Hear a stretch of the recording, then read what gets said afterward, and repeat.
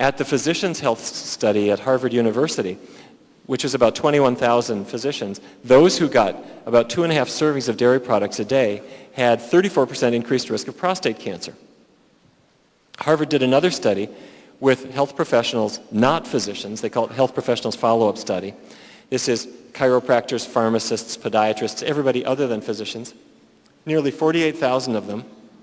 And what they found is that those who had 2 servings of milk per day or more had about a 60% increased risk of prostate cancer.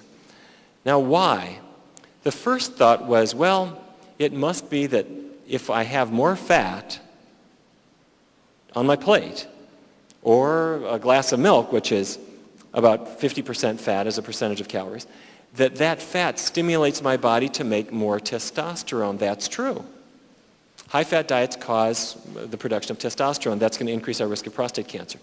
But there's something else. There's something called insulin-like growth factor. When a man drinks more milk, or a woman drinks more milk, this substance called IGF-1, insulin-like growth factor, forms in their blood, and it in turn stimulates the growth of cancer cells. I think this is probably the place that we should be looking more than anything else. This study was done by Robert Heaney, working for the dairy industry, and what he showed was that in men and women, middle age and older, if they asked them to consume 3 servings of milk every day, their serum level of IGF-1 went up about 10%. Insulin-like growth factor stimulates the growth of cancer cells.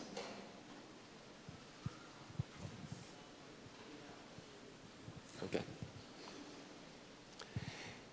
At Harvard, when they looked at the men who had developed prostate cancer and they went back to when they were healthy, what they found was that their IGF-1 levels were actually high at the very beginning. Let me just walk you through the slide. The blood samples were drawn in 1982. Nobody had cancer yet. But they assessed them over the next 10 years, and all of those men who developed prostate cancer subsequently actually had, when they looked at their average IGF-1 blood levels, they were higher than the men who stayed healthy later. So this substance, IGF-1, is turning out to be a lot like cholesterol in the sense that you can measure a cholesterol level and tell if a person is more likely to have a heart attack. If you measure IGF-1 in their blood, you can determine if they're more likely to develop certain forms of cancer, especially prostate cancer and breast cancer. And what raises it? Dairy products seem to be probably the biggest actor. Now, our government isn't necessarily helping us at every step of the way. The federal government actually worked with the dairy industry to release, I'm not making this up, Wendy's Cheddar Lovers Bacon Cheeseburger. The government decided that the dairy farmers needed a little bit better income than they had, and so they worked with Wendy's to release the Cheddar Lovers Bacon Cheeseburger, and during the promotion period alone, they sold over 2 million pounds of cheese, 380 tons of fat, and more than a ton of pure cholesterol going right down our esophagus. But they didn't stop there. Subway's had a couple of sandwiches that didn't have cheese on them, and they put a stop to that. They took, at Pizza Hut, an entire pound of cheese and added it to just one pizza and called that the ultimate cheese pizza. And if you go to Burger King or Taco Bell, you find cheese is on just about everything. Now, the dairy industry is acting an awful lot like the tobacco industry. You've heard about how the tobacco industry has spiked its products to make them extra addicting. They know that nicotine is the active ingredient. Well, the cheese industry has known about the addictive power of casein for a long period of time, and they've actually split people into 2 groups. Cheese enhancers are people who just can take it or leave it. You'll just use cheese as an enhancement to your spaghetti, throwing a little bit on top. But the cheese cravers, that's the group that they want. These are the folks who don't stand on ceremony. They eat it straight out of the package. My group, the Physicians Committee for Responsible Medicine, through the Freedom of Information Act, we went to the federal government and got the plans the dairy industry, I'm not making this up, got the plans the dairy industry had used to try to attract cheese cravers and keep them addicted to this product. This was a Cheese Forum, December 5th, 2000. Who are those cheese lovers? And they've identified the cheese cravers as the heaviest consumers. They're aged 25 to 54. They consume it as is, straight out of the package. And they're willing to eat more than they already do. They're white collars, smaller families.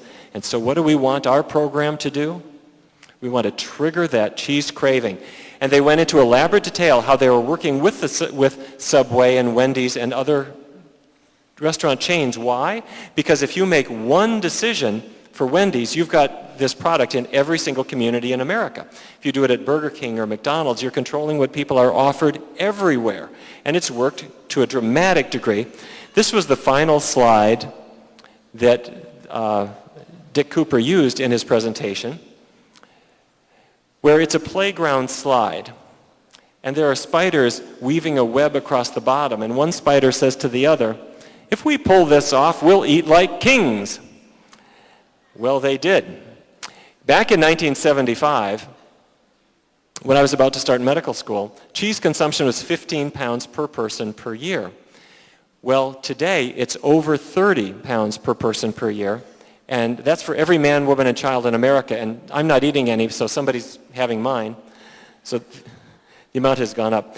Now, the last seduction is meat. Now, for many women, it's chocolate or sweets. For men, it's often a different story. For men, say, the last food I'm ever going to give up is my steak. You know what I'm talking about. So researchers back in April 2000 did an interesting study. They asked a group of men, would you give up meat for a week if I paid you $1,000? Now, if I asked you, could you give up raspberries for a week? Could you give up peanuts for a week? Sure. You wouldn't need to be paid $1,000 for it. But oddly enough, when you ask people if they would give up meat for a week, about 1 in 4 white Americans said no. About 1 in 4 black Americans said no. Now, with Asian Americans or Hispanic Americans, the numbers were much less, which I take to mean that non-meat foods are more a part of their culture. Well, it turns out that if I use that same drug I was describing earlier, naloxone, which is the trade named Narcan, and I take a devoted meat lover and I give them this drug, what you suddenly discover is they'll still eat it if they're hungry, but their interest in it diminishes. They eat less ham, less salami, less tuna, and all of these different foods they're eating less and less of. Is it a good idea to break the meat seduction? Really, no question. There's almost no food for which we have better evidence of serious risks. And you've seen Dean Ornish's research work, right? It shows if you get away from the meat and you go on a vegetarian sort of diet, you can actually reverse heart disease without any drugs, without surgery. Your average vegetarian weighs about 10% less than the average meat eater. The cancer risk is cut by about 40%. Blood pressure diminishes, diabetes improves. Have you heard of the new research on Alzheimer's disease? Have you seen this? There's some evidence that if you get your cholesterol down, and you know the best way of doing that, using a vegetarian diet, that the risk of Alzheimer's diminishes. If you reduce saturated fat intake, I'm talking about animal fat intake, the risk of Alzheimer's diminishes. And when we follow a diet very rich in vegetables and fruits, so we're getting folic acid, and vitamin B6, along with vitamin B12, which you want to supplement, that breaks up homocysteine in the blood, also reducing the risk of Alzheimer's disease.